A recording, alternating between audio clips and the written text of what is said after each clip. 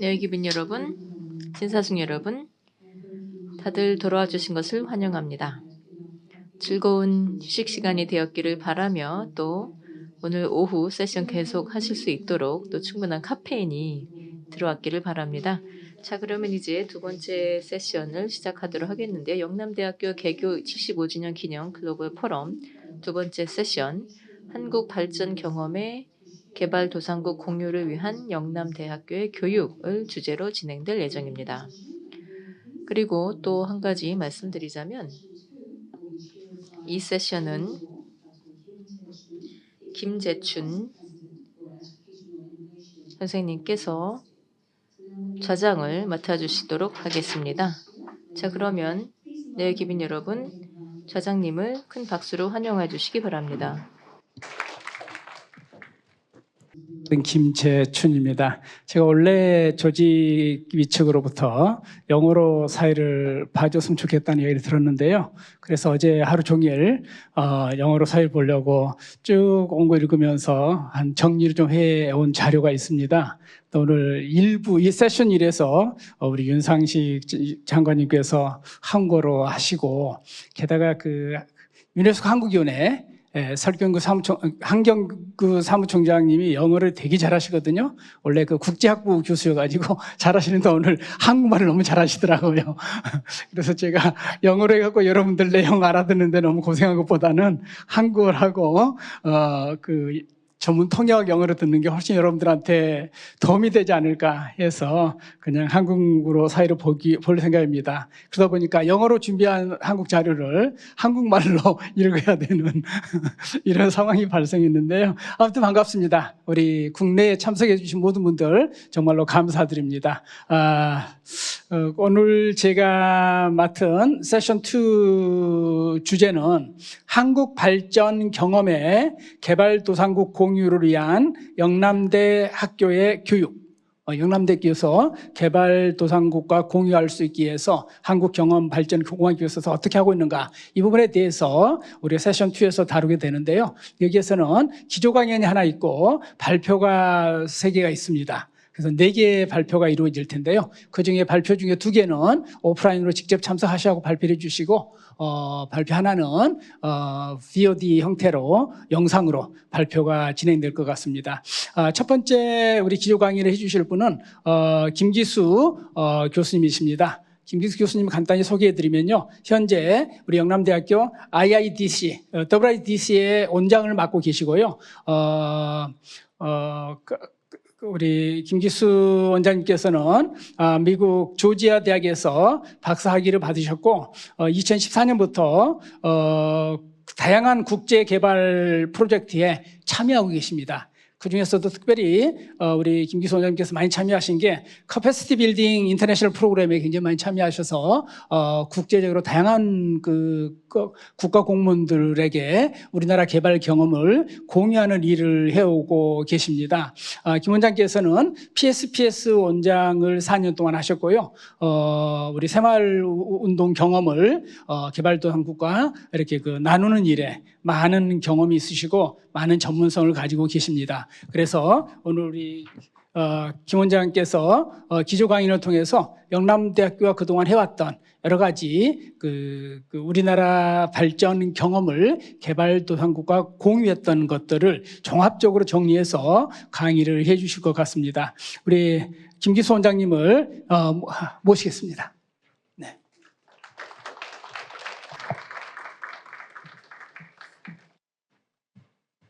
안녕하십니까. 참석자 여러분, 내외 기빈 여러분.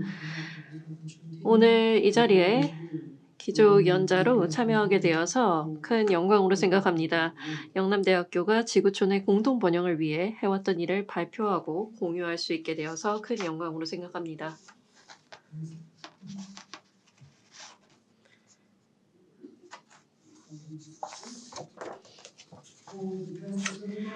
영남대학교는 지난 75년 동안 국가 발전에 필요한 인재를 양성하여 국민과 함께 해왔습니다. 하지만 영남대학교는 우리나라가 원조 수혜국에서 공여국이 되면서 2011년부터 세계화 나눔을 실천하기 위해 성실한 교육에 힘써왔습니다. 앞으로 향후 75년 동안은 인류의 공동 번영을 위해 세계화 나눔의 노력을 확대해 나갈 것입니다. 이 발표에서는 지구촌 공동 번영을 위한 영남대학교의 교육적인 노력을 소개하고자 합니다. 영남대학교는 지구촌 공동 번영을 위해 다양한 노력을 기울이고 있습니다. 특히 영남대는 개발도상국과 한국의 발전 경험을 공유하는 데 주력해 왔습니다. 이 분야에서 영남대학교는 지식과 전문성, 경험을 축적했습니다. 영남대학은 박정희 새마을대학원 혹은 PSPS라는 대학원을 설립하여 2011년부터 석사학위 프로그램을 제공하며 전 세계 개도국 학생들을 교육하고 있습니다. 새마을국제개발학부는 학석사 과정으로 신설되어 국내뿐만 아니라 다양한 국제기구에서 국제개발 협력을 위해 일하는 데 관심이 있는 국내외 학생들을 교육하고 있습니다. 국제개발과 국제개발 협력에 관심을 갖고 있는 국내외의 학생들에게 교육을 제공하고 있는 것입니다. 또 다른 기관인 국제개발협력원 혹은 IIDC는 개도국의 농촌 및 지역사회 개발을 위한 단기 역량 강화 프로그램과 컨설팅을 제공하고 있습니다. 이뿐 아니라 영남대학교는 학부생들의 개도국에서의 봉사활동 참여를 독려하고 있으며 최근에는 사회공헌 및 서비스라는 과정을 학부생 전체가 들어야 하는 기초 과정 중 하나로 개설하여 학생들이 글로벌 마인드를 함양하고 글로벌 협력의 중요성을 이해할 수 있도록 했습니다. 이 페이지에서는 PSPS 박정희 새마을대학원과 국제개발협력원이 하고 있는 일에 초점을 맞추고자 합니다. 박정희 새마을대학원은 2011년에 인류의 공동 번영을 목표로 한국의 새마을운동과 경제발전 경험을 세계와 공유하기 위해 설립되었습니다. 교육과 연구를 수행하는 정규 대학원 과정으로 개도국의 자립경제 구축을 위한 지도자와 전문가를 육성하고 있습니다. 이 과정은 자조와 자립 발전 모델을 새마을 운동의 이념에 입각해 추진하고 있으며 개도국의 지속가능한 발전으로 이어질 수 있도록 노력하고 있습니다. 박정희 새마을대학원은 다음과 같은 측면을 강조합니다. 첫째, 다른 여느 일반 대학원과 마찬가지로 이론 교육에 초점을 맞추고 있습니다.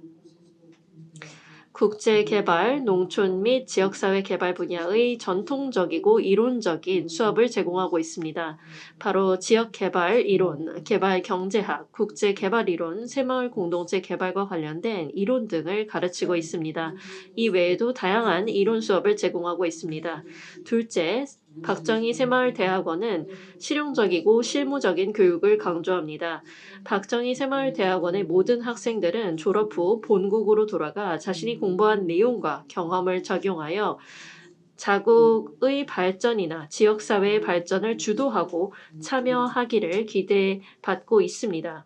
그렇기 때문에 실용적이고 실무적인 교육에 초점을 맞추는 것입니다.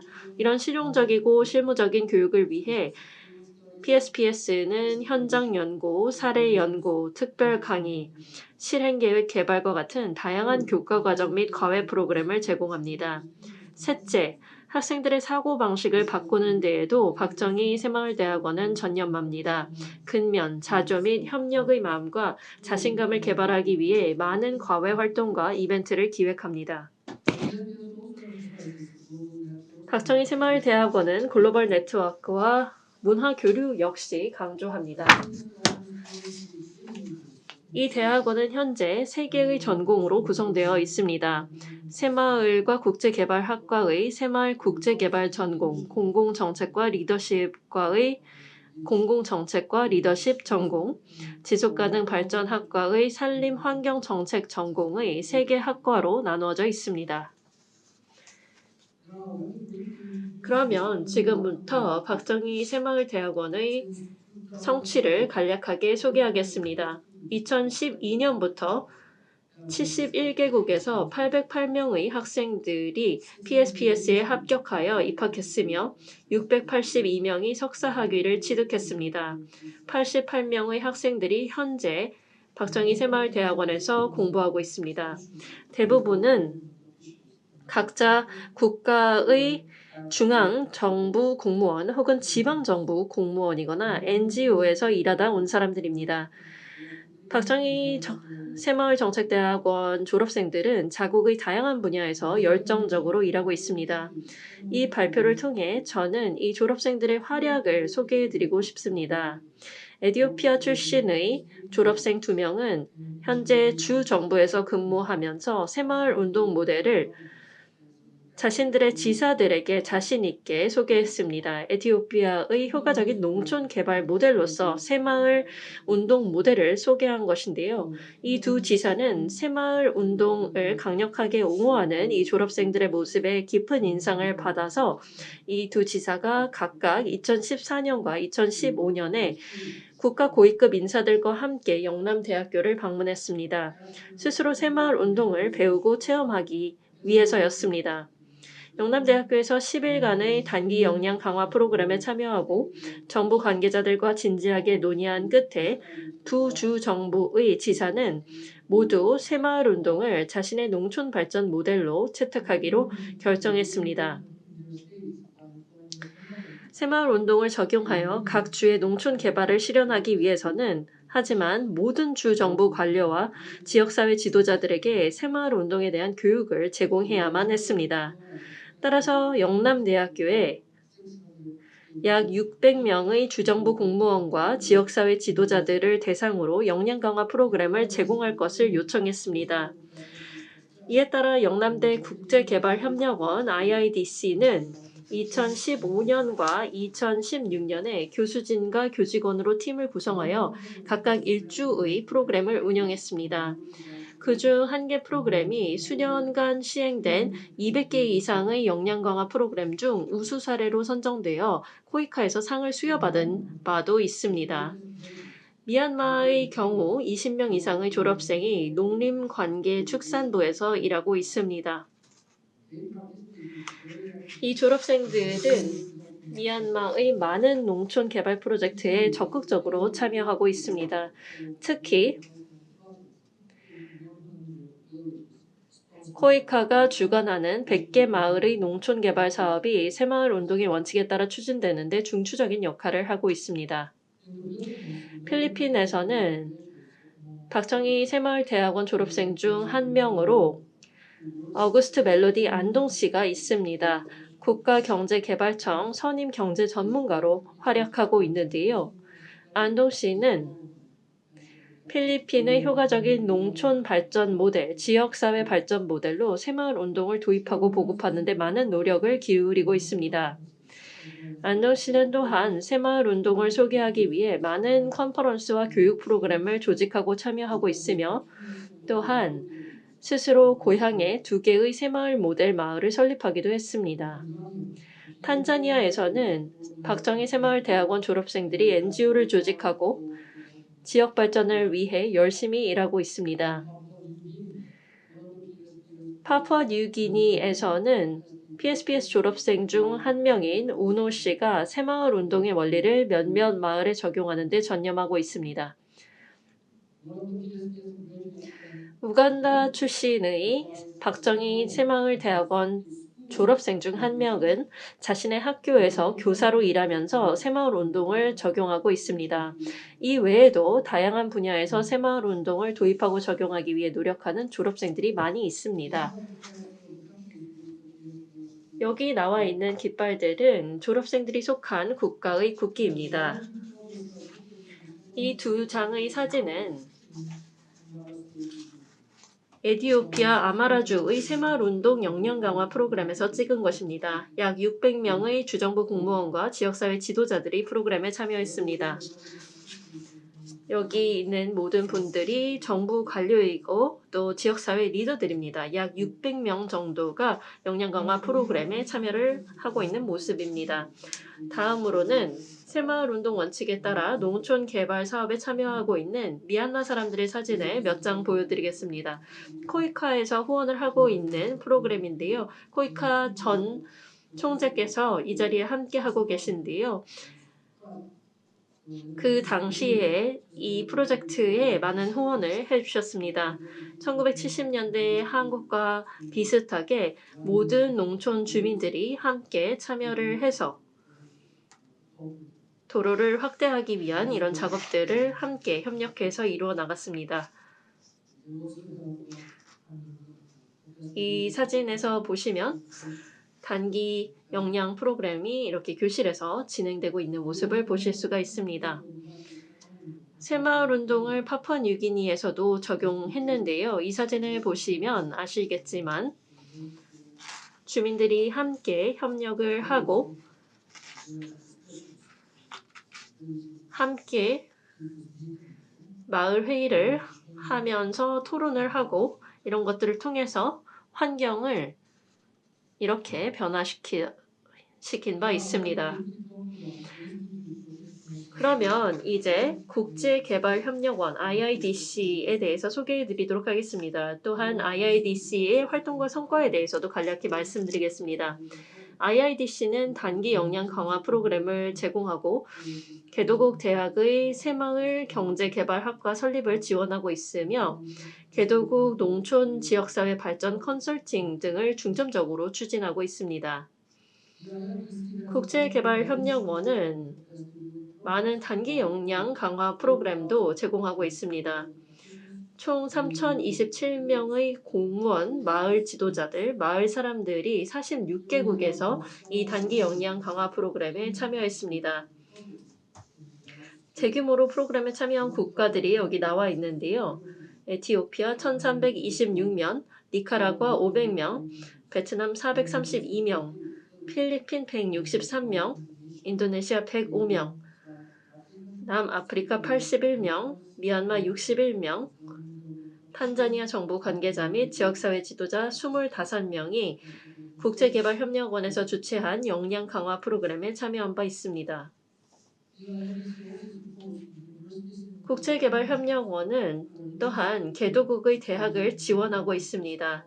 새마을 개발학과 설립에 관심이 있는 개도국의 대학에 지원을 제공하고 있는데요. 이미 두 대학을 지원한 경험이 있습니다. 한 대학은 필리핀에 위치해 있고 한 대학은 캄보디아에 있습니다. 그중 한 곳인 캄보디아의 웨스턴 대학교 총장님이 본 세션의 발표자로 참석해 주셨는데요. 아마 웨스턴 대학교 총장님께서 두 대학 간의 협력에 대해서 더 많은 이야기를 해주실 것이라 생각합니다. 르완다, 에티오피아, 잠비아의 다른 여러 대학들이 이 새마을 개발학과 설립에 관심을 갖고 있습니다. 영남대 국제개발협력원은 이 대학들과 함께 협력하고 있습니다. 국제개발협력원은 또한 다양한 농촌개발 프로젝트의 컨설팅을 제공한 경험이 있습니다.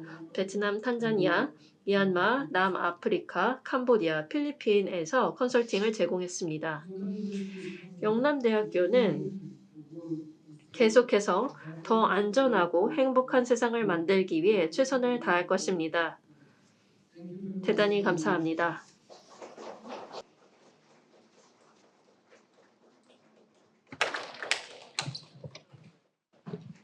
우리 김기수 원장님 감사합니다. 박수 부탁드립니다. 네. 우리 김기수 원장님께서는 기조 강의자답게 다음에 발표할 발표자 그 다음에 발표까지 어떻게 연결되는지 다 연계지어서 발표해 주셨습니다. 감사드리고요. 오늘 두 번째로 발표할 내용은 글로벌 도전 과제와 물, 식량, 에너지라는 주제로 우리 김영목 회장님께서 발표를 해 주시겠습니다. 김영목 회장님에 대해 간단히 좀 소개를 드리면요. 현재 우리말로 한국어 영어당 그레이스 앤 머시 파운데이션 코리아 회장이시고요. 김용호 회장님께서는 서울대를 졸업하시고 프랑스와 미국에서 또 공부를 하셨어요. 그리고 직업 애교관으로서 오랫동안 외교부에 계시면서 이란 대사를 하시고 또 뉴욕 총영사를 하셨습니다. 그리고 코이카 이사장을 지내셨고요. 코이카가 어떤 곳인지 아시죠? ODA, 한국 ODA를 집행하는 기관입니다. 현재는 우리 영남대학교 석좌 교수로 계십니다. 우리 김 회장님을 박수로 맞이하시기 바랍니다. 네.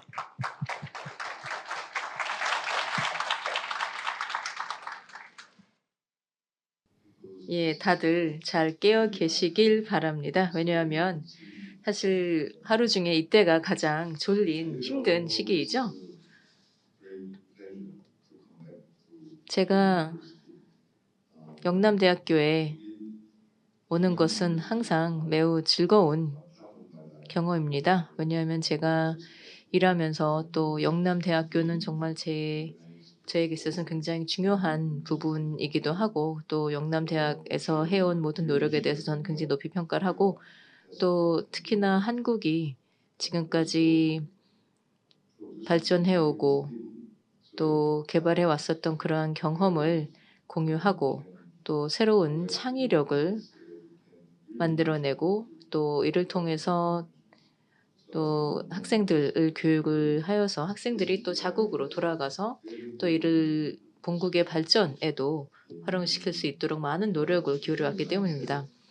또한 이 영남대학교에서는 박정희 공공행정대학원도 있기 때문에 또 이를 통해서 또 새로운 마인드를 심어가고 또 다양한 노력을 기울이고 있는 만큼 제가 여러분들께서도 이 영남대학교 캠퍼스에서 유익하고 즐거운 시간이 되고 계시리라 생각합니다. 자, 그러면 제가 발표를 시작하도록 하겠는데요. 제 발표는 좀 더 구체적인 전략 그리고 또 지금의 상황에서 우리가 해야 하는 일에 대해서 좀 더 구체적인 말씀을 드려보고자 합니다. 사실 오늘날 우리는 굉장히 좋은 기회가 있다고 할 수 있겠는데요. 사실 앞서서는 과학 기술에 대해서 좀 이야기를 했었다면 이제는 각국의 발전과 관련돼서 이야기를 하는 때라고 생각합니다. 오늘 제가 말씀드릴 내용은 물, 식량, 에너지의 연결관계입니다. 그래서 이에 대해서 각각 말씀드리면서 또 연결관계에 대해서도 말씀드려보도록 하겠습니다.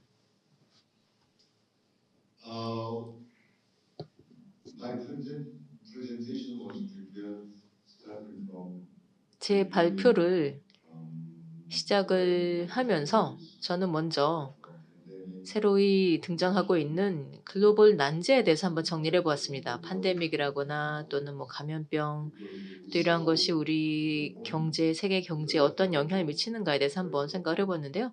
사실 오전에도 또 세계 식량 프로그램 사무총장께서 축전을 보내셨는데 또 여기에서도 팬데믹으로 인해서 우리가 얼마나 많은 노력을 기울여야 되는가 또 그런가 하면은 이로 인해서 가격이 상승을 하다 보니까 팬데믹으로 인한 공급망이 또 어려워지고 이러한 여러 가지 문제가 발생하면서 기아가 그만큼 더 악화되고 있다라는 이야기도 하셨습니다. 그래서 지금은 거의 3억 명, 그러니까 3억 명이 넘는 사람들이 가까운 미래에 거의 기아에 근접해 갈 것이다. 라고 이야기를 하셨는데요. 그 정도로 굉장히 좀 힘든 상황이라고 할 수 있겠습니다. 하지만 또 동시에 우리는 일상적인 생활을 하면서 또 우리로서는 뭐 이러한 문제를 느끼지 못하고 또 부족함을 느끼지 못하기 때문에 앞으로 얼마나 큰 어려움이 닥쳐올 것인가에 대해서 예상을 하기가 어려운 것도 사실입니다. 그래서 가까운 미래에 또 발생할 수 있는 여러 가지 어려움에 대해서 한번 말씀드려보도록 하겠습니다.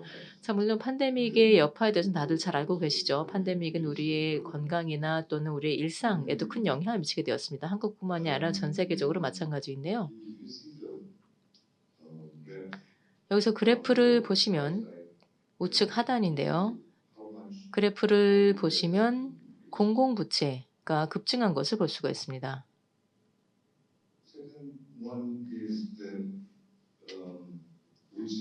또 한 가지는 분쟁, 무력 분쟁이 지속되고 있다는 겁니다. 사실 우크라이나뿐만이 아니고요. 중동도 그렇고 또 아프리카의 많은 지역에서 전쟁이나 분쟁이 이어지면서 이미 이루어진 성과를 후퇴시키고 있는 것을 볼 수가 있습니다. 전쟁으로 인한 파괴, 또 그 참상으로 인해서 모든 것이 다 무로 돌아가는 것이죠. 예를 들면 건물이나 공사나 또 뿐만 아니라 인명, 이런 모든 것들이 결국은 무로 돌아가는 굉장히 심각한 상황이 이어지고 있습니다. 그리고 세계 차원에서 보게 된다면 권력의 균형이 바뀌면서 또 우리의 노력에도 영향을 미치는 것을 볼 수가 있습니다. 다시 말해서 우리의 자원 분배에 대해서도 결국은 부정적인 영향을 미치면서 모든 것을 더 어렵게 하고 있다는 것을 볼 수가 있습니다.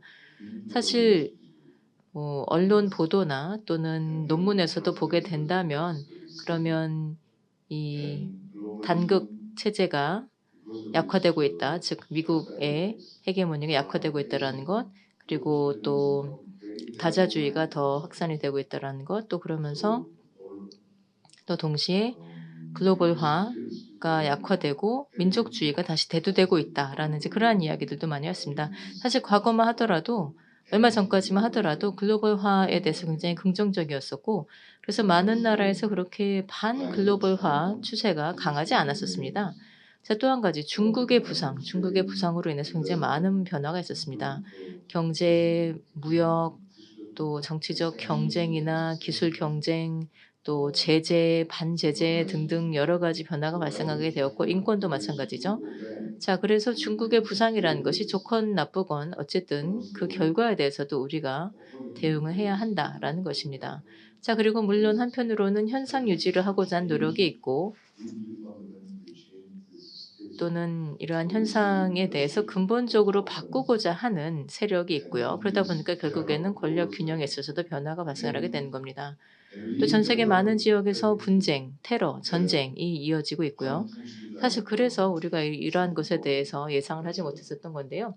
예를 들면 러시아 같은 슈퍼파워, 이런 초강대국이 물리적으로 다른 나라를 이웃국을 침공할 것이다라고는 상상을 하지 못했었던 겁니다. 그래서 그 나라에 또는 그 대륙에 또는 전 세계의 안정과 평화를 위협을 할 것이다라는 것까지는 상상을 하지 못했던 것이죠.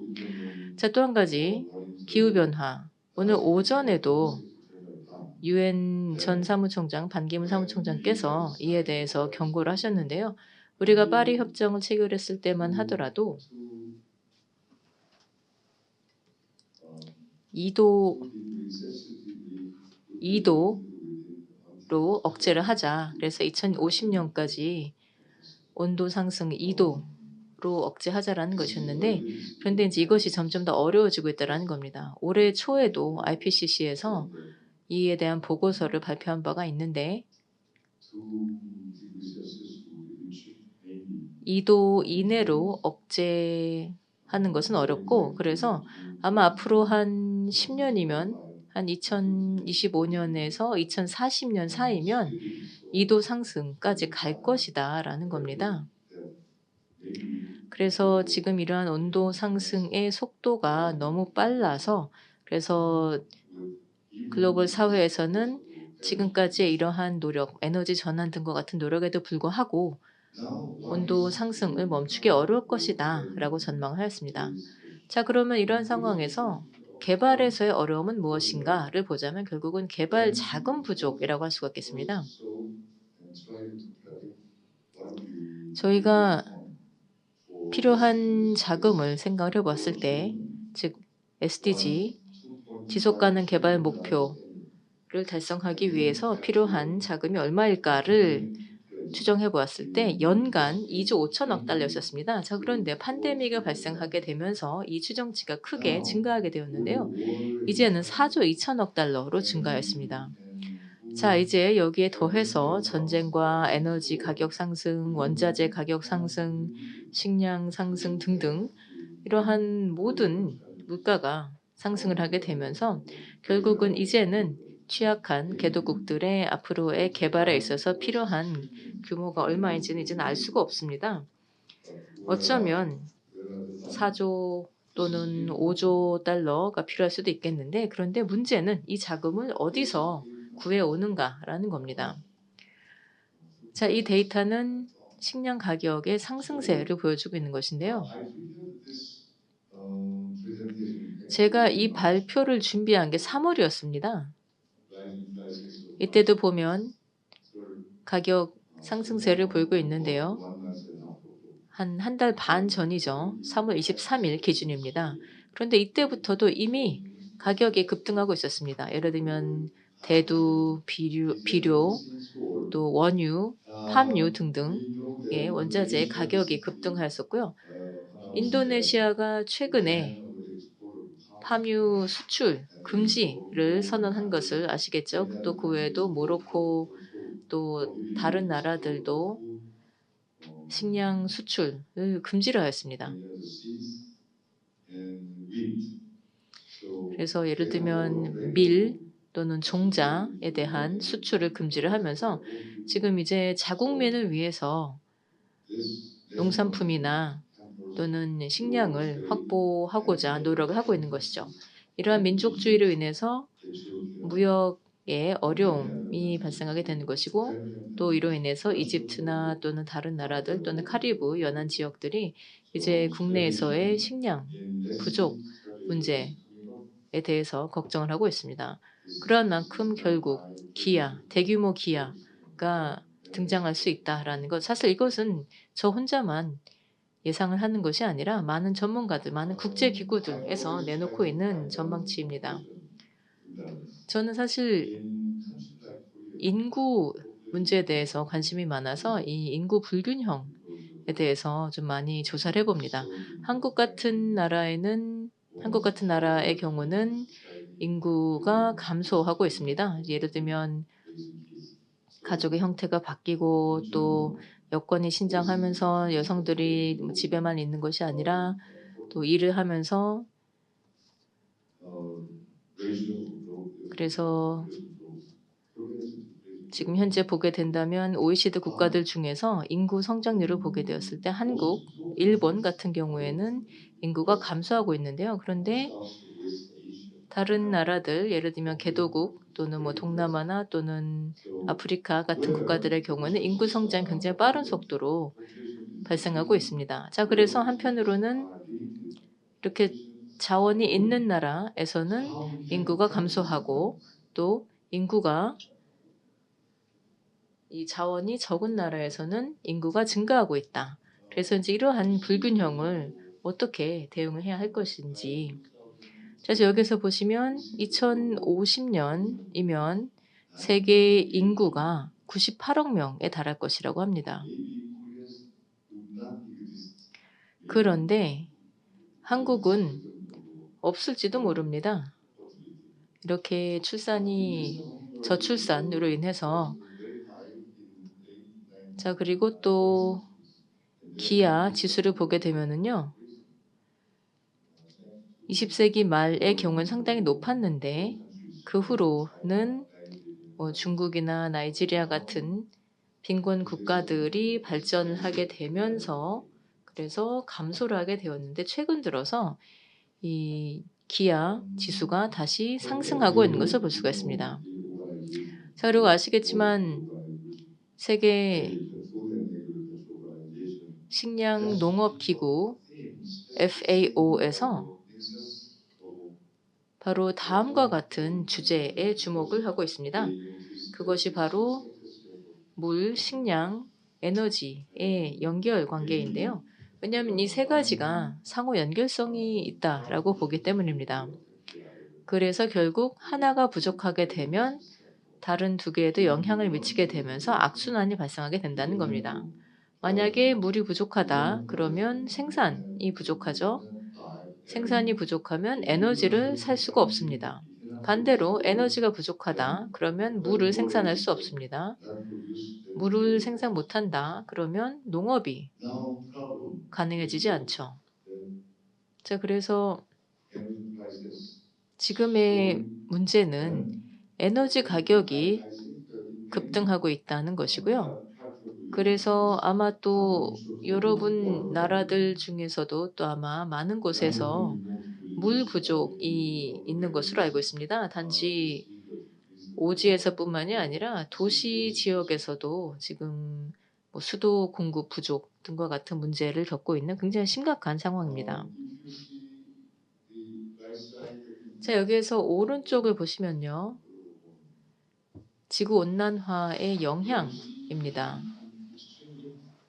여기서 보시면 고온, 그래서 2도 정도로 상승하게 된다라고 하면 그러면 농산물과 관련하여서 모든 악영향을 2.6배 더 악화시킬 것이다라고 합니다.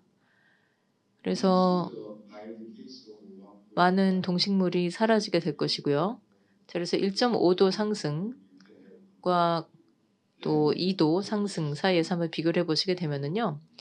그러면 토지, 생태계, 산림, 작물, 수확량, 사실 작물 수확량 같은 경우엔 굉장히 빠른 속도로 악화될 것입니다.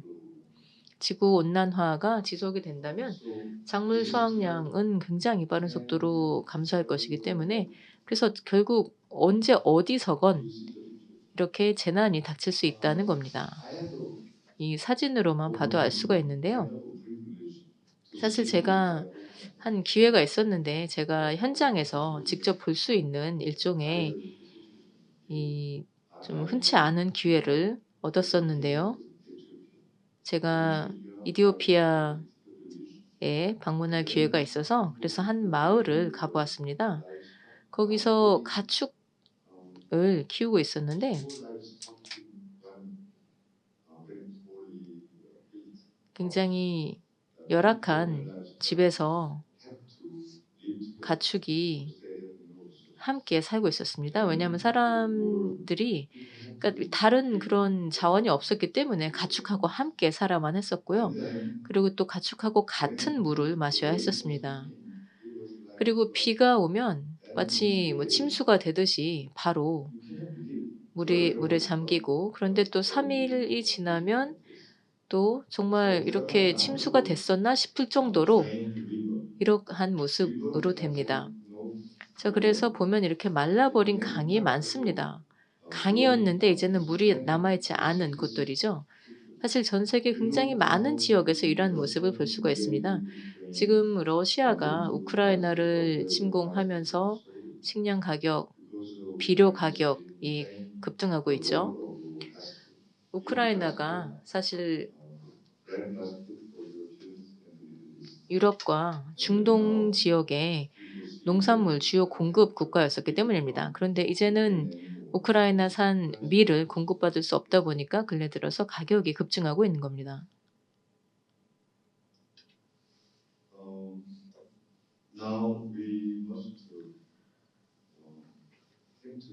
자, 그래서 이제 우리가 머리를 맞대고 함께 고민을 해봐야 되는 겁니다. 이러한 도전 과제에 어떻게 대응할 것인가? 사실 지속가능 개발 목표 17개 중에서 제가 기억하기로는 16번이 평화와 제도입니다. 제도가 잘 갖춰지고 거버넌스가 잘 갖춰지고 국제 협력이나 또는 좋은 시스템이 있다면 그러면 싸울 필요가 없습니다. 평화를 유지할 수가 있겠죠. 그런데 그렇지 않다면 제도나 거버넌스가 제대로 갖춰져 있지 않다면 분쟁이나 테러가 언제든 발발할 수 있는 것이죠. 그래서 제가 2015년에 처음에 이것을 보았을 때 평화와 제도라는 것이 왜 지속가능 개발 목표에 포함이 되어 있었는가 좀 의아했었는데요. 이제는 바로 이러한 제도적인 거버넌스 또 좋은 관계가 굉장히 중요하다라는 것을 알게 되었습니다. 자, 그래서 결국 우리에게는 전략이 필요하다라는 건데요. 모든 게 변화하고 있는 그런 상황에서 예를 들면 뭐 김 박사님이나 또 다른 전문가들께서 4차 산업혁명에 대해서 이야기를 하시는 것을 들어보면 그러면 과학기술의 발전이 정말 놀랍다라는 것을 다시 한번 느낄 수가 있습니다. 앞서 세션에서 또 인도네시아 분께서 질문도 해주셨는데 어떻게 하면 우리가 거기에 도달할 수 있겠는가? 뭐 전력이 부족하고 인프라가 부족한 상황에서 지원 제도나 또는 기업이나 또는 반도체를 제조할 수 있는 시설이 없는 상황에서 어떻게 하면 이러한 기술을 활용할 수 있겠느냐 질문하셨는데요. 사실 그 말이 맞습니다. 근데 제가 말하고자 하는 것은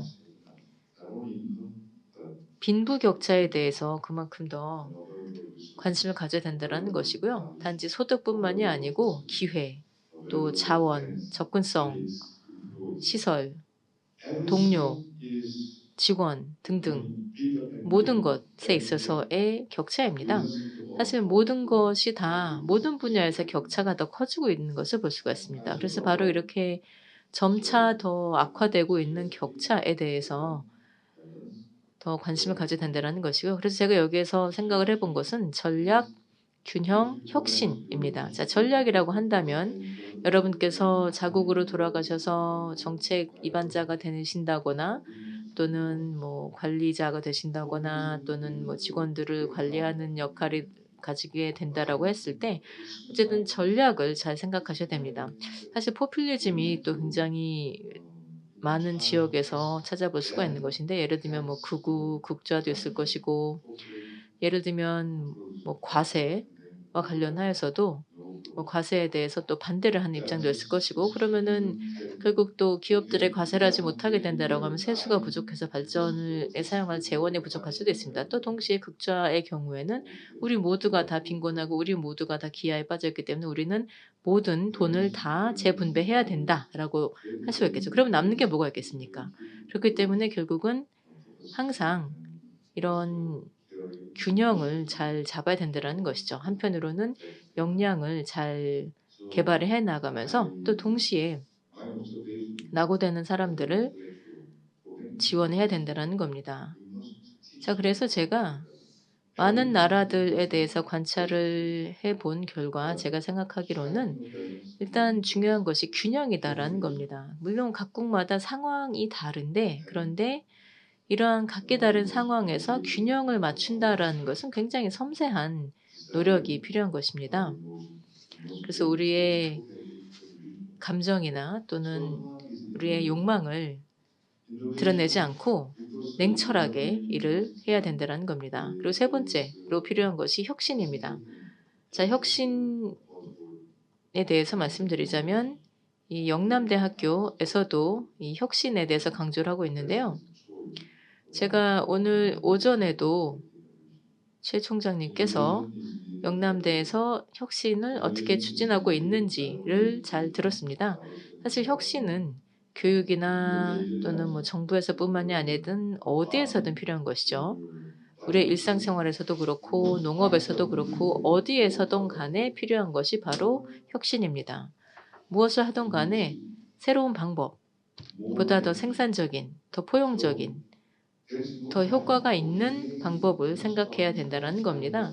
그래서 게으름을 피울 시간이 없습니다. 더 나은 방법을 항상 찾아봐야 한다는 것이죠. 그것이 관리 방식의 변화가 될 수도 있고 생각이나 또는 행동의 변화가 될 수도 있고 아니면은 새로운 기술 도입이나 또는 기술의 변형이 될 수도 있습니다. 그래서 혁신이 가장 중요하다 말씀드릴 수 있겠고요. 자, 그러면 이제 제 발표의 핵심을 말씀드리도록 하겠습니다.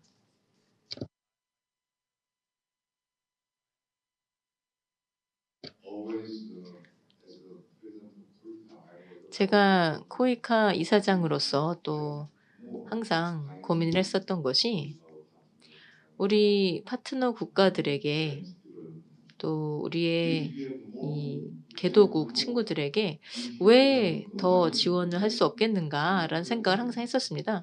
사실 돈이 있으면 더 많은 것을 할 수 있고 돈이 없으면 아무것도 못하죠. 돈이 다입니다.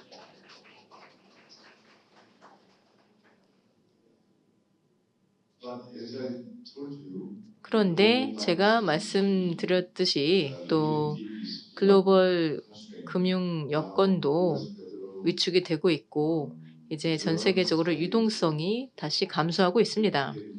이제 미국의 연준도 이제 시장에서 다시 자금을 회수하고 금리 인상을 단행하고 있고요. 또 유럽 은행들도 마찬가지입니다.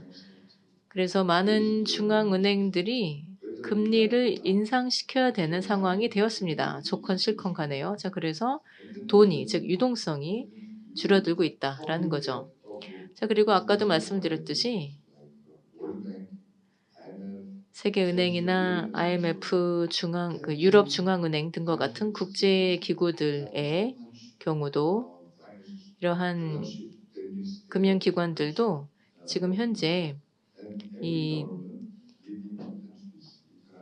부채가 상당히 있습니다. 그래서 또 많은 국가들, 주요 국가들, 미국이나 프랑스, 독일, 사실 가장 보수적인 독일의 경우도 공공부채가 120% 정도. 그래서 총 정부 부채가 GDP 대비 약 300% 정도에 달하고 있습니다. 한국도 마찬가지고요. 자, 그러면 이런 공공부채를 어떻게 유지를 할 수가 있을 것인가? 사실 가능하지 않습니다. 이것을 평생 유지를 해 간다라는 것은 가능하지 않고요. 또 실제로 인플레 때문에 시장에서는 오히려 또 가용 자금이 더 감소하고 있는 상황입니다. 그래서 개도국으로 향하는 직접 투자도 감소하고 있고 또 ODA도 감소하고 있습니다. 그래서 사실은 개발에 있어서는 최악의 시기다라고도 할 수가 있습니다. 자금도 없고 또 오히려 감소하고 있고 기후변화, 전쟁, 물가 급등 그리고 기아 문제 등등 이러한 문제들이 동시다발적으로 발생하고 있는데 이에 대해서 어떻게 다 해결할 수가 있겠습니까? 물론 제가 여기에 대해서 제가 드리는 말씀이 다 만병통치약이다라고 말씀드릴 수는 없고요. 단지 우리가 이러한 어려움에 당면하여서 어느 정도라도 관리를 하기 위해서 조금이나마 도움이 될 수 있을 것이다라는 차원에서 말씀드리고자 합니다. 그래서 지금 제가 보기에 필요한 것은 바로 이러한 혼합형 재원이라고 생각합니다. 블렌드 파이낸싱인데요. 그리고 또 한 가지 민관 협력이 중요하다고 할 수 있겠습니다. 이 블렌드 파이낸싱이라고 한다면 그러면 어떠한 프로젝트이건 간에 이제 이러한 특성이 있어야 된다는 것인데요. 일단 무상 원조가 있어야 되겠죠. 그러니까 공짜로 돈을 준다는 겁니다. 또 하나는 세금. 그래서 예를 들면 이제 정부에서 제공하는 예산 지급 그리고 또 한 가지가 이제 이런 양어성 융자. 양어성 융자라는 것은 저리로 융자를 제공을 하는 것이죠.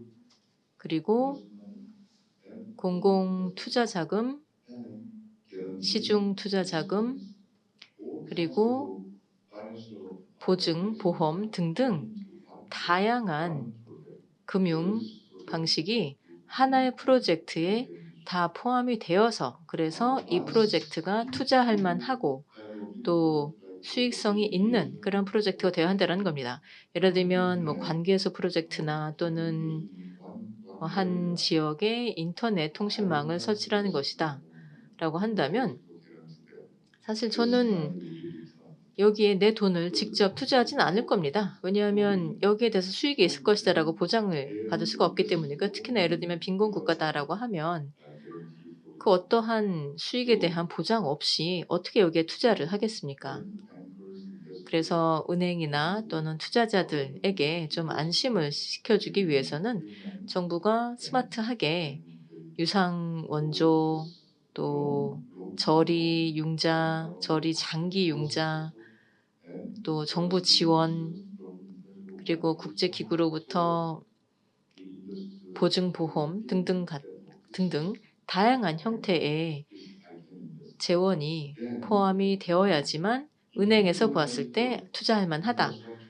그러면 이를 통해서 사업이 실제로 이행이 옮겨지게 된다는 것이죠. 그런데 만약에 우리가 인프라에 투자를 하면서 수익을 얻을 수가 없다면 그러면 사실 우리의 새마을 운동 같은 것이 이뤄낼 수 있는 성과는 한계가 있을 텐데요. 그런데 만약에 물도 충분하고 또 비료도 충분하고 또 시설도 있고 또 모두가 다 모여서 함께 이 사업에 참여를 할 수 있다라고 한다면 그러면 이를 토대로 해서 새마을 운동을 하게 된다면 그러면 결국 여기에서도 크나큰 성과를 이끌어낼 수 있을 것이라는 겁니다. 그래서 저는 이 두 가지를 함께 접목하자라고 하는 겁니다. 그래서 예를 들면 뭐 인프라에 대해서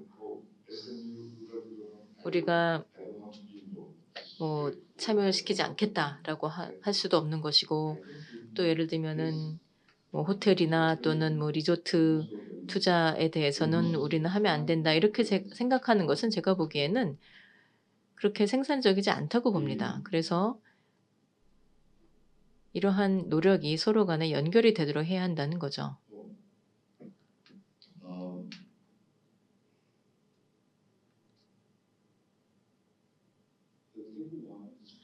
여기서 보시면 테이블 1 이것은 사회적 금융 투자의 범위를 보여드리고 있습니다. 그러니까 다시 말해서 순수 수익을 위한 투자가 있고 또 전적으로 이 공적으로 투자하는 것도 있을 텐데요. 근데 이 중간 어딘가에 또 수익도 어느 정도 내면서 사회적 가치를 만들어내기 위해서 하는 투자도 있습니다. 그래서 ESG, SGS 등에 기여를 할 수 있는 그러한 투자도 있는데 그래서 바로 이러한 투자를 연결할 필요가 있다는 겁니다.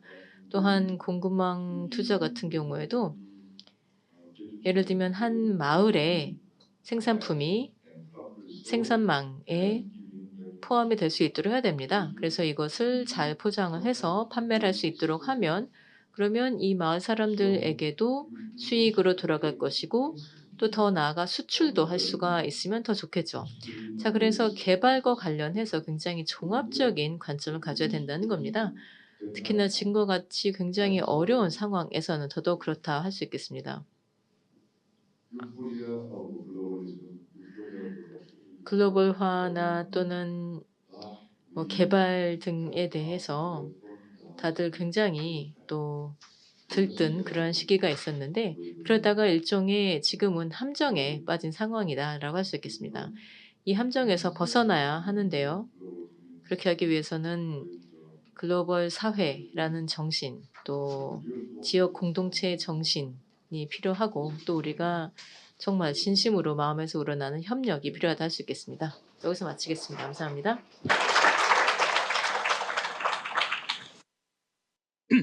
김용목 회장께서 오늘 발표를 해주셨는데 굉장히 아무튼 그 감동적인 내용이었습니다.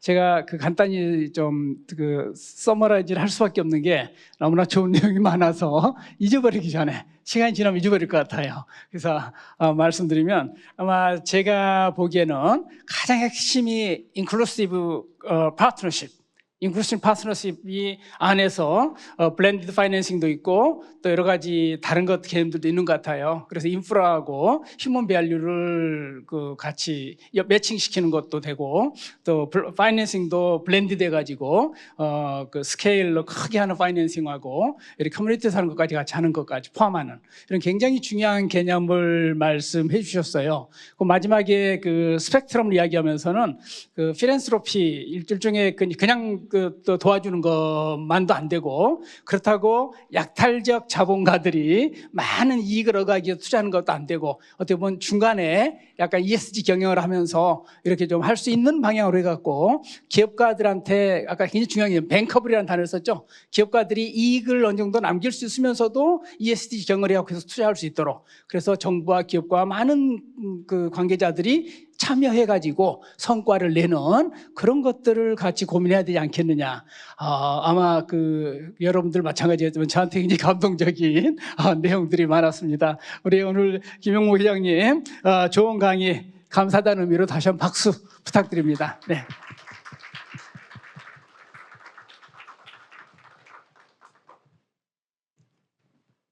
자, 두 번째 그 프레젠테이션 발표로는 우리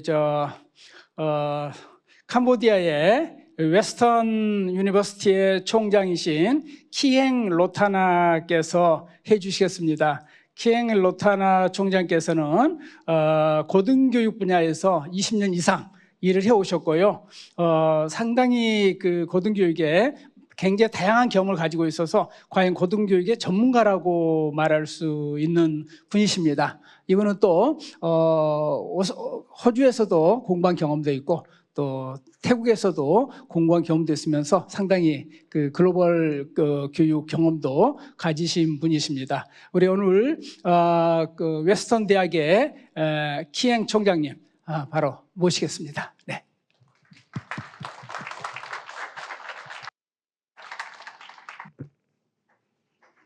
네, 안녕하십니까. 오늘 이 자리에 참석하게 되어서 큰 영광입니다. 이렇게 특별한 행사에 발표자로 참여하게 되어서 큰 영광입니다. 영남대학교 최외출 총장님 뿐만 아니라 영남대학교의 모든 부총장님들 또한 교수님들께 인사의 말씀을 전합니다. 또한 웨스턴 대학 재단 이사장님 틸 로렌트 이사장님께서 함께 오셨는데요. 또한 웨스턴 대학의 교무처장님께서도 함께 와주셨습니다. 영남대학교 학생 여러분, 참석자 여러분, 안녕하십니까? 캄보디아에 대해서 잠시 설명을 드리자면 캄보디아라는 국가는 태국과 라오스, 베트남과 국경을 공유하고 있으며 또 바다와 인접해 있습니다. 아세안 국가 중에 하나입니다. 10개 아세안 회원국 중 1개 국가입니다. 웨스턴 대학교는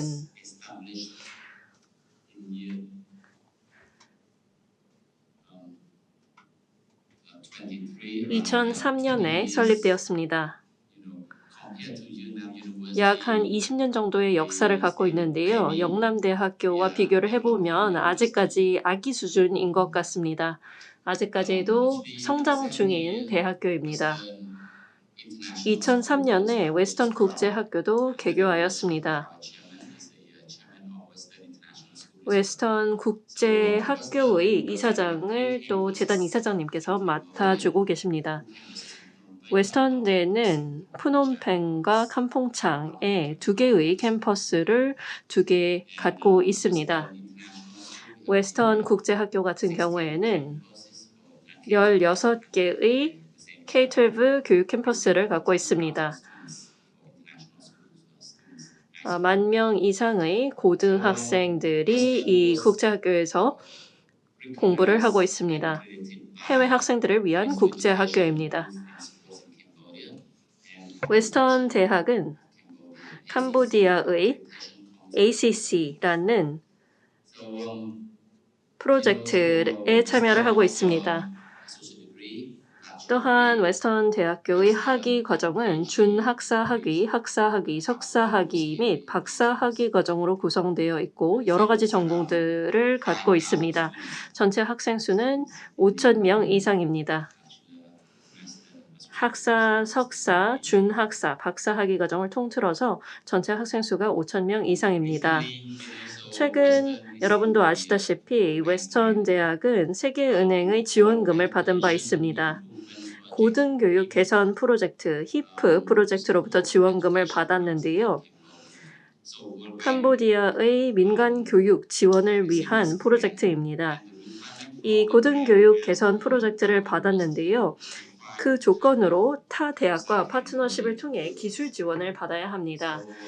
그래서 이런 상황에서 솔직하게 말씀드리자면 저희 대학은 영남대학교를 대학 파트너로 선정했습니다. 이 특별한 프로젝트를 추진함에 있어서 영남대학교와 파트너십을 선정했습니다.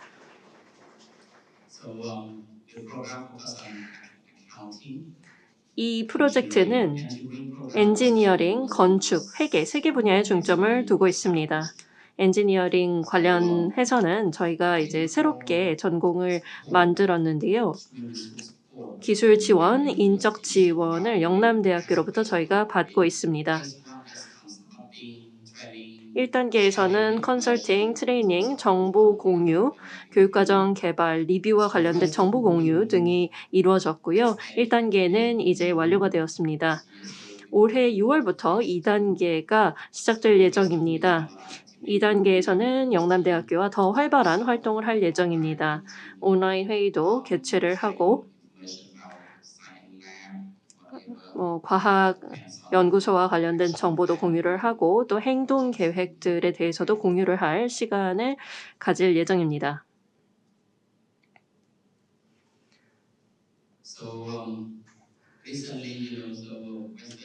네, 최근에 웨스턴 대학은 2명의 직원을 영남대학교로 파견을 했습니다. 그래서 이 직원분들이 영남대에서 석사과정을 받고 있는데요. 이 자리에 참석해 계십니다. 커피 브레이크 때 제가 배웠는데요. 한 분은 푸놈펜의 메인 캠퍼스에서 온 직원이고요. 한 분은 캄퐁창 캠퍼스에서 파견을 나와서 석사과정을 밟고 있습니다. 저희는 이 두 직원이 향후에 저희 대학으로 돌아와서 웨스턴 대학에서 새마을 프로그램을 추진하는 데 있어서 핵심 인력으로 활약을 해주시기를 기대하고 있습니다.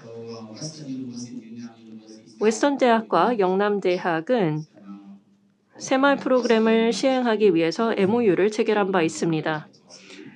저희 수도인 푸놈펜과 캄퐁창 캠퍼스에서 새마을 학과를 수립하기 위해 MOU를 체결했습니다.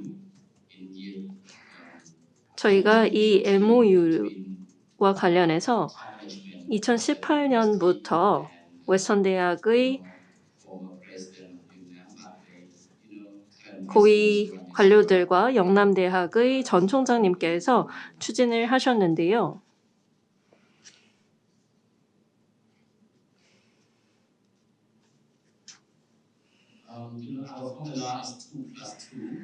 저희는 2+2 복수학위제를 운영하기로 결정을 했습니다.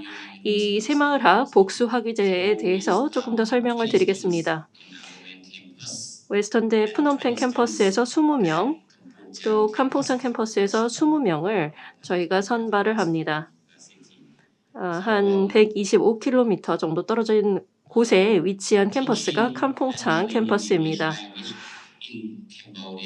캄보디아에서는 영어와 한국어로 교수학습이 이루어집니다. 그래서 2년 동안 캄보디아에서 학생들이 수학을 하게 되고요. 캄보디아에서 2년 동안 공부를 하고 한국어 수업도 받게 됩니다. 이 한국어 수업을 하기 위해서 저희는 한국어 문화센터를 웨스턴 대학 내에 설립하기로 결정을 했습니다. 푸놈펜에는 이미 설립을 했고요. 저희 메인 캠퍼스인 푸놈펜 캠퍼스에서 한국어 문화센터를 설립하였습니다. 제가 말씀드렸다시피 메인 캠퍼스에서 20명, 캄퐁창 캠퍼스에서 20명, 총 40명을 선발했습니다. 또한 영남대학교와 분기별 온라인으로 회의를 진행하고 있습니다. 2년 동안 캄보디아에서 학생들이 공부를 하는 기간에도 계속해서 영남대학교의 파트너들과 함께 온라인상으로라도 교류를 하기를 기대하고 있습니다. 저희 학생들과 이야기를 해보았는데요. 첫 해와 두 번째 해에도 캄보디아에서 수학을 하는 기간이기는 하지만 영남대로 초청 연수를 갔다 올 수 있도록 지원을 하고자 합니다.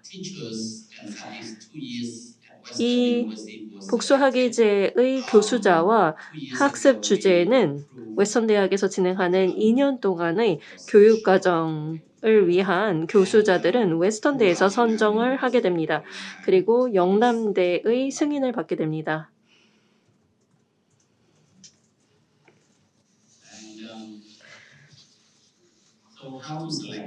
그러면 이 학생들을 어떻게 선발하게 되는지 그 선발 방법에 대해서 말씀드리겠습니다. 이 새마을 학과 프로그램에 참여하는 웨스턴 대학 학생들 선발 방법에 대해서 말씀드리겠습니다. 일단 공고를 내고요. 그리고 시험을 치르게 됩니다. 일단 영어 문법과 어휘, 독해, 작문 시험을 필기로 진행하게 됩니다. 수행 담당자는 롱소방 대학 원장님, 또 롱문탱 경영대 호텔관광학장님, 또 인문언어학과 부학장님이 이 과정을 담당하게 됩니다. 이게 첫 번째 시험이고요. 첫 번째 시험이 끝나면 두 번째 시험으로 넘어가게 됩니다. 구술 시험인데요. 한국 문화와 해외 거주 경험 등을 보게 됩니다.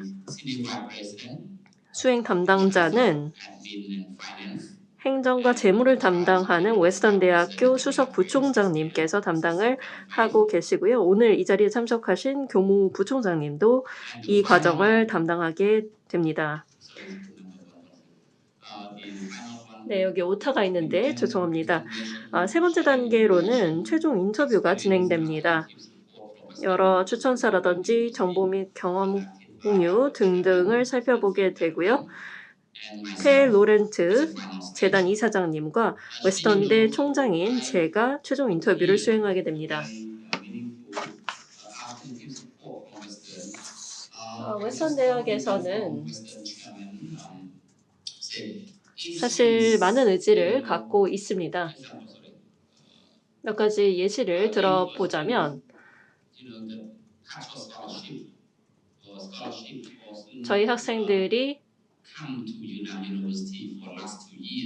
지난 2년 동안 영남대에 방문을 할 수가 없었기 때문에 이사장님께서 학자금 대출을 위한 자원을 찾기 위해 노력했습니다. 학자금 대출을 해줘서 돈이 없더라도 학생들이 나중에 그 자금을 상환할 수 있도록 하는 것입니다. 이렇게 함으로써 웨스턴 대학에서 이 프로그램이 잘 정착할 수 있도록 지원을 제공하고 있습니다. 이 외에도 여러 가지 추가적인 정보들이 있는데요.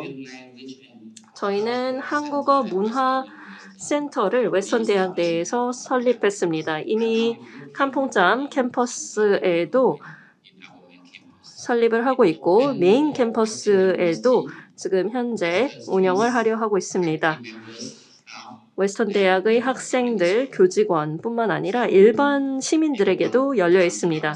누구든 이 한국어 문화센터에 방문해서 정보를 받아갈 수 있습니다. 특히나 영남대학교에서 공부할 수 있는 방법에 대한 정보도 찾아볼 수 있습니다.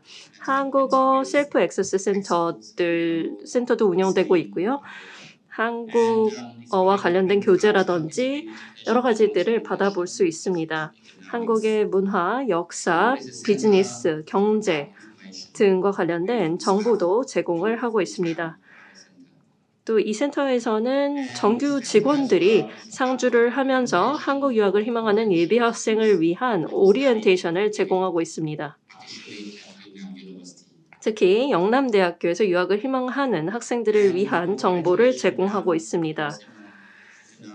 새마을학과를 졸업한 학생들의 졸업을 위한 그런 경로를 살펴보자면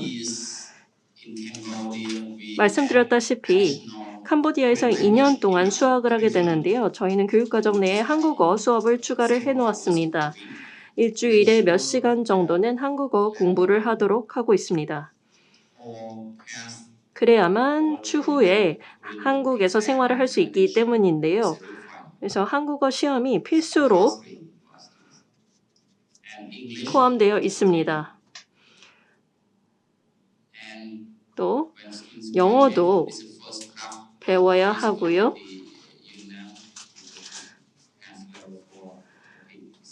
영남대학에서 2년을 지낸 후에는 토픽 4급을 따는 것이 필수입니다. 영남대학의 지원과 기여는 이 프로젝트를 진행하는 데 있어서 굉장히 큰 도움이 될 것입니다. 뭐 언어 랩이든 혹은 문화이든 이런 영역들에서 센터 직원들과 관련된 트레이닝을 지원을 해주신다면 그것이 센터 운영에도 큰 도움이 될 것이라 생각이 듭니다. 다시 한번 영남대학교의 여러 지원에 대해서 감사드리고자 합니다. 감사합니다. 키행 총장님께서 웨스턴 대학과 영남 대학이 협력하고 있는 사례들을 굉장히 구체적으로 설명을 해주셨습니다. 감사하다는 의미로 박수 한번 더 부탁드립니다. 네. 제가 간단히 요약하면 두 가지가 지금 진행되고 있는데요. 웨스턴 대학과 영남 대학 사이에는 세계은행 론 프로젝트에 의해서 진행되고 있는 그 두 개 대학 간의 세계 학과 협력하는 관계가 지금 진행되고 있고요. 또 하나는 새마을경제개발학과 이 부분에서 지금 2+2제로 운영하는 부분에 대해서 자세하게 말씀해 주셨는데 이런 것들이 앞으로 잘 성공적으로 진행됐으면 좋겠다 하는 바람을 가지고 있습니다. 감사합니다. 오늘 마지막 발표가 남아 있습니다. 마지막 발표는 주제가 잠비아 새마을운동을 위한 협력인데요. 한국에 와 있는 잠비아 대사께서 해주시기로 되어 있습니다. 근데 부득이하게 참석을 못하셔서 영상으로 같이 할 수 있을 것 같아요. 제가 잠비아 대사님을 간단히 소개해드리면요. 이 대사님은 영국과 미국에서 석사를 2개나 하셨어요. 그리고 그 자국에서는 국회의원을 오랫동안 하셨고 또 장관도 여러 장관 하셨습니다. 굉장히 많은 그 경력을 가지신 분인데 지금은 한국의 잠비아 대사로 와 계십니다. 그래서 오늘 참석 못 하셨지만은 영상으로 아마 그 잠비아에서의 새마을운동 어떻게 되고 있는지 이 부분을 발표를 주시겠습니다. 자, 들어보시죠. 네. Hello everyone. My name 안녕하십니까 여러분. 저는 우바 스무서이고요. 현재 주한 잠비아 대사입니다. 오늘 이 기회를 빌어서 이 글로벌 포럼에서 아주 짧은 발표를 드리도록 하겠습니다. 오늘 영남대학교의 75주년 기념으로 본 글로벌 포럼이 개최되고 있는데요. 그리고 또 1967년도에 박정희 대통령께서 영남 재단을 만들게 되면서 또 큰 발전을 한 번 더 할 수 있었다고 생각합니다. 그 이후로 지속적으로 발전해 오게 되었죠. 그래서 다시 한번 영남대학교에 축하의 말씀을 드리고요. 또 최 총장님께도 축하의 말씀을 드립니다. 오늘 제가 드릴 말씀은 굉장히 짧은데요. 오늘 제가 짧은 강연을 통해서 말씀드리고자 하는 것은 바로 영남대학이 한국의 개발 경험과 지식을 공유하는 여정입니다. 한국의 경제개발 여정을 다양한 사업이나 또는 다양한 활동, 예를 들면 새마을운동 등과 같은 활동 등을 통해서 다른 나라와 공유를 하면서 잠비아 같은 개도국에게 어떠한 도움이 되었는가에 대해서 말씀드리고자 합니다. 자, 먼저 잠비아에 대해서 잘 모르는 분들에 대해서 소개를 드리자면 이게 잠비아이고 저희 국기입니다. 보시다시피 지금 아프리카 남부 지역의 중부에 있습니다. 굉장히 전략적인 요충지이죠. 보시다시피 잠비아는 지금 현재 아프리카 국가들 중에서는 이웃국이 가장 많은 나라입니다. 굉장히 전략적인 지역이다라고 할 수 있겠죠. 예를 들면은 뭐 창고라거나 또는 물류 등에 있어서도 요충지다라고 할 수 있겠고요. 지금 현재 인구가 한 1,600만 명, 1,700만 명 정도가 되고요. 그리고 또 저희의 국토는 75만 2천 제곱킬로미터로서 한국의 한 3배 정도 됩니다. 그리고 천연 자원이 상당히 풍부하고요. 그리고 잠비아 경제를 보시면 저희는 지금 개도국인데요. 자, 그런데 사실 제가 항상 가지고 있었던 궁금증이 특히나 제가 주한 대사로 오게 되면서 제가 가졌었던 궁금증은 한국의 이 놀라운 성장의 동력이 도대체 무엇이었을까 한국이 가난한 나라에서 굉장히 부자 나라로 어떻게 이렇게 짧은 시간에 성장할 수 있었을까라는 것이었습니다. 사실 그래서 또 국제사회에서도 이에 대해서는 한강의 기적이라고 할 정도로 기적으로 보고 있죠. 그래서 저도 이것이 궁금했었던 것이죠. 그리고 또 특히나 여기에서 이 그래프를 보시면은요. 사실 제가 이 그래프를 보게 된다면 좀 머리가 아파집니다. 거의 뭐 악몽이라고 할 수 있겠는데 왜냐하면 자, 이 그래프를 한번 보시면은요. 1960년대 그리고 아래가 한국이죠. 그래서 위쪽이 잠비아 그리고 아래쪽이 한국인데 이때는 1960년도만 하더라도 한국이 잠비아보다도 더 적었습니다. 그래서 이 당시에는 1인당 GDP가 한 1달러 정도? 그래서 1달러에서 2달러 정도였었고요. 그리고 한국은 이것보다 더 적었었습니다. 자, 그리고 그 후에 수십 년간 저희도 계속 좀 유지가 되다가 그 후로 진전을 이루어내고 그러다가 한 2,000달러 정도에서 피크에 도달하고 그다음에 다시 하락을 하게 되었습니다. 지금 현재 한 1,500, 1,600달러 정도입니다. 1인당 GDP가요. 그런데 한국의 경우에는 더 낮은 수준에서 시작을 했습니다. 잠비아보다 더 낮았죠. 그러다가 한 70년대 초반부터 서서히 상승을 하더니 그다음부터 뒤돌아보지 않고 계속 상승을 하여서 이제는 제가 알기로는 1인당 한 35,000달러 정도인 것으로 알고 있습니다. 자, 그래서 궁금증은 왜냐라는 것이었습니다. 그래서 제가 그때 당시에 사람들에게 다 얘기했습니다. 내가 한국에 가면은 나는 한국의 학생이 되겠다. 다시 말해서 한국이 경험했었던 이 놀라운 성장의 동력이 무엇인지 내가 반드시 찾아내겠다라고 얘기를 했었습니다. 자, 그래서 제가 지금까지 계속 연구를 해본 결과 한국의 경제 성장의 동력 중에 한 가지가 바로 새마을 운동이다라는 겁니다. 그래서 저는 바로 이것이 한 가지 요인이다라고 보면서 또 당시 한국의 여건을 보니까 지금 잠비아가 개도국으로서 갖고 있는 여건하고 상당히 유사하다라는 것을 파악하게 되었습니다. 그래서 제가 바로 알았죠. 이 프로그램이 잠비아를 도와줄 수 있다라는 것이었습니다. 그래서 우리가 농어촌 지역에서 이러한 프로그램을 시작을 하여서 그래서 경제 발전에 도움이 되겠다라는 생각을 하게 되었습니다. 그래서 제가 더 조사를 해보니까 영남대학교가 한국에서 유일하게 새마을 운동에 대해서 연구를 하고 교육을 하는 유일한 고등교육기관이었던 것을 찾게 되었습니다. 자, 그래서 제가 그 당시에 처음에 제 그 직원들도 없이 이 영남대학교까지 찾아오게 되었었고요. 그래서 이제 짧게 말씀드리면 결국엔 그 후에 영남대학교와 MOU를 체결하게 되었습니다. 그래서 새마을 운동을 잠비아에 함께 협력을 하고 또 이를 시행을 하고자 하는 MOU를 체결한 것이죠. 바로 그 장면인데요.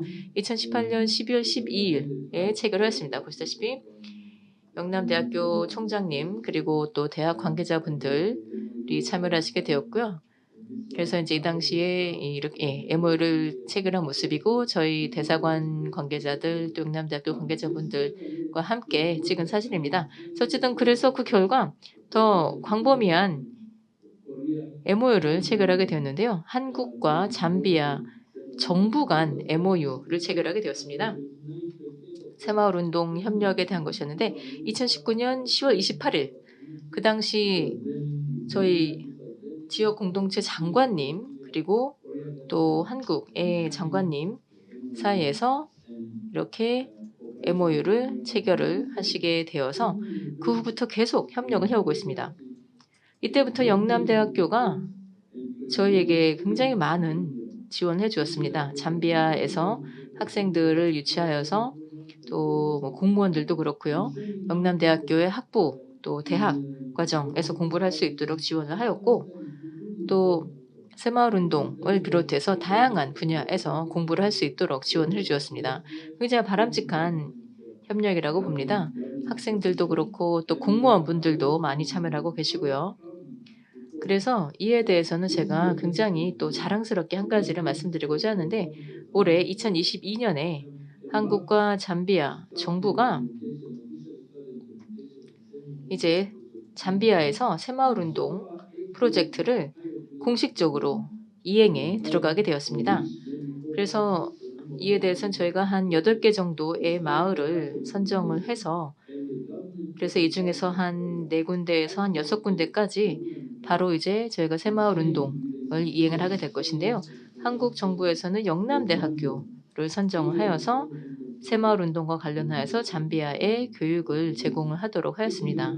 그래서 저희가 이제 이렇게 새마을 운동 프로젝트의 이행이 시작을 하는데도 이제 계속 이에 대한 교육도 이어져 나아갈 것이다라는 거고요. 어쨌든 제가 보기에 이것은 굉장히 바람직한 협력 관계이고, 그래서 앞으로도 또 영남대학교와 저희가 이 새마을 운동을 발전시키고 이어나가는데 함께 협력을 해 나갈 것입니다. 또 그 외에도 저희가 잠비아의 주요 대학과 또 영남대학교 사이에서의 매칭 작업을 계속해 나갈 것입니다. 그래서 이러한 지식과 경험의 교류를 저희가 점차 더 제도화해 나가고자 합니다. 저는 바로 이러한 잠비아 정부와 한국 정부 또 영남대학교의 협력을 통해서 잠비아 같은 나라에서 성공 스토리를 만들어낼 수 있을 것이라고 믿어 의심치 않습니다. 제가 한국의 경험과 또 한국의 사례를 차용하고 또 여기서부터 배워서 저희도 개발의 여정으로 나아갈 수 있을 것이라고 봅니다. 마지막으로 다시 한번 여러분 모두에게 축하의 말씀 드리고 또 영남대학교 관계자분들께 축하의 말씀 드리고자 합니다. 이렇게 제 짧은 발표를 들어주셔서 감사드리고요. 마지막으로 혹시라도 여러분께서 아프리카나 또는 저희 지역에 방문을 하시면 그러면 먼저 또 잠비아에 오셔서 또 빅토리아 폭포도 보시길 바라고, 또 그 외에도 다른 아름다운 풍광이 많습니다. 그래서 여러분께서 잠비아에서 살거나 아니면 다시 와보고 싶다라는 그런 생각이 들 정도의 풍경이 많기 때문에 꼭 와주시기 바랍니다. 감사합니다. 윌버 시무사 주한 잠비아 대사님 감사합니다. 오늘 우리 세션 2는 너무 진지하게 발표를 많이 해주셔가지고 토론 시간이 없을 것 같아요. 지금 시간이 이미 시간이 지났기 때문에 마무리해야 되는데 간단히 한마디만 요약하고 끝내겠습니다. 오늘 우리 김기수 원장님께서 한국에서 어떻게 개발도상국과 지금 우리 새마을 경험을 공유하고 있는가에 대해서 종합적으로 발표를 해주셨고요. 특별히 여기 캄보디아의 킹 로타나 총장님과 윌버 시무사 잠비아 대사님께서는 각각의 나라에서 새마을 운동을 어떻게 지금 연결시켜가지고 협력하고 있는가에 대해서 말씀해 주셨습니다. 이걸 종합해 볼 때 새마을이라고 하는 게 정말 그 박물관에 모셔야 될 옛날의 유물이 아니고 지금도 살아서 움직이면서 많은 나라의 큰 변화와 어떤 그 영향을 줄 수 있는 그런 살아있는 운동이다. 아마 이렇게 좀 우리가 볼 수 있을 것 같습니다. 오늘 이 세션 2에 발표해 주신 모든 분들, 또 참여해 주신 여러분 모두 감사합니다. So that concludes session 2 of the Global 네, 이것으로 두 번째 세션을 마치도록 하겠습니다. 한국 발전 경험의 개발도상국 공유를 위한 영남대학교의 교육을 주제로 진행된 두 번째 세션의 좌장님과 연사님 그리고 패널분들께 진심으로 감사의 말씀을 전합니다. 그러면 잠시 휴식 시간을 갖고 나서 15분 후인 4시 30분부터 세 번째 세션을 이어가도록 하겠습니다. 그럼 즐거운 휴식 시간 보내시기 바랍니다.